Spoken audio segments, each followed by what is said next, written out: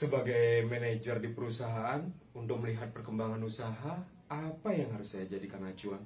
Apakah kedepannya saya harus menambah cabang, mengurangi tenaga kerja, atau menambah tenaga kerja? Apa yang sebaiknya saya jadikan acuan?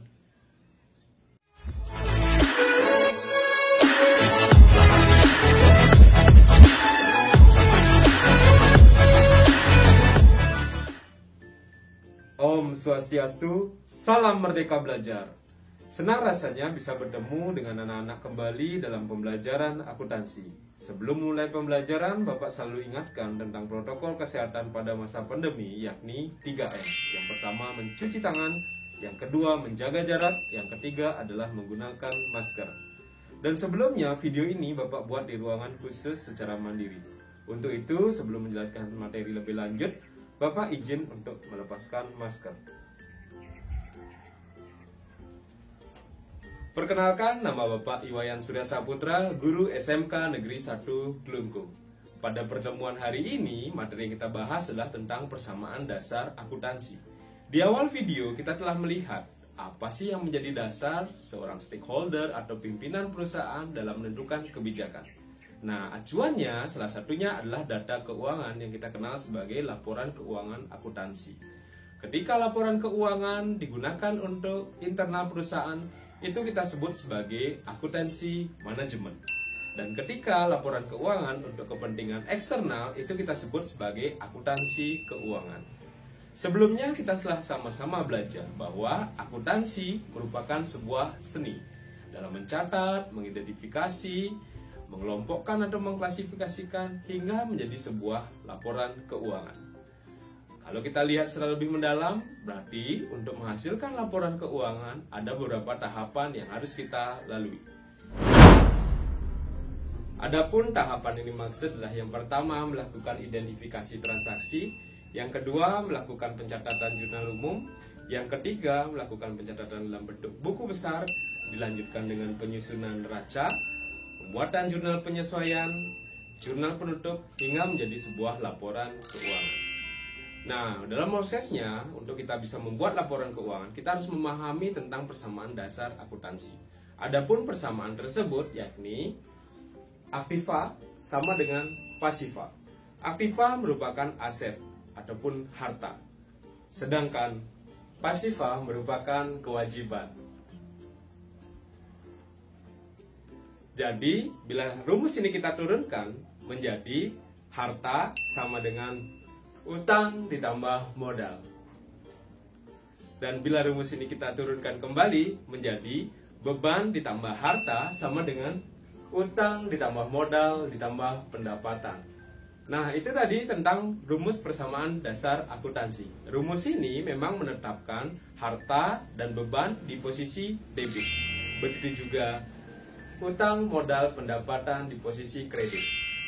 Namun bukan berarti harta maupun beban tidak bisa berada di posisi kredit saat pencatatan. Ini tergantung bagaimana transaksi tersebut dalam khususnya akun harta maupun beban dan akun lainnya bertambah ataupun berkurang. Berikut kita akan sajikan tabelnya. Berikut adalah tabel persamaan dasar akuntansi.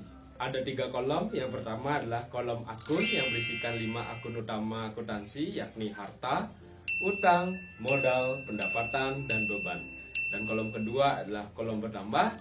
Kolom ketiga adalah kolom berkurang. Nah, bila mana akun-akun ini posisinya di debit dan kredit, nah posisinya di debit itu bila mana harta bertambah, utang berkurang, modal berkurang, pendapatan berkurang, dan beban bertambah. Sedangkan posisinya di kredit apabila harta berkurang, utang bertambah, modal bertambah, pendapatan bertambah, dan beban berkurang. Baik, kita akan coba menerapkan persamaan dasar akuntansi dalam soal-soal berikut. Sebelum kita masuk pada soal, kita harus memahami bahwa jurnal umum terdiri dari 5 kolom. Kolom yang pertama adalah kolom tanggal. Tanggal berkenaan dengan pencatatan tanggal transaksi yang terjadi.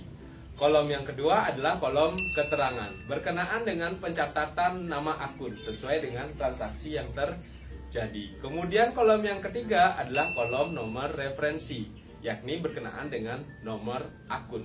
Sedangkan kolom 4 dan 5 adalah kolom debit dan kredit, yang mana ini akan disesuaikan dengan transaksi apakah berkenaan dengan penerimaan ataupun berkenaan dengan pengeluaran.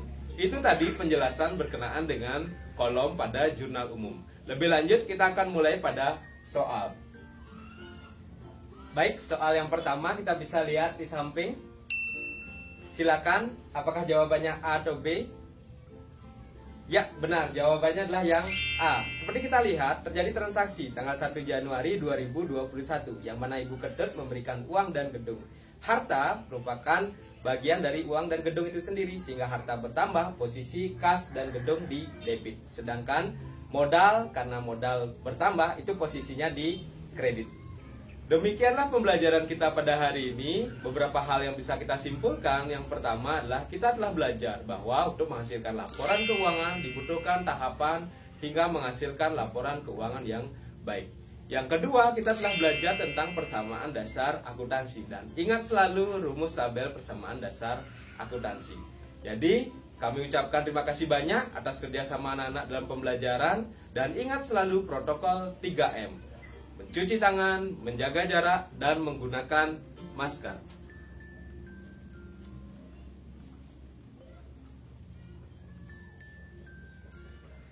Saya, Iwayan Surya, Saputra. Kami, Iwayan Surya Saputra, mengucapkan selamat HUT PEGRI ke-76 abadi selamanya. Bangkit guruku, bangkit negeriku. Indonesia tangguh, Indonesia tumbuh. Om Santi Santi.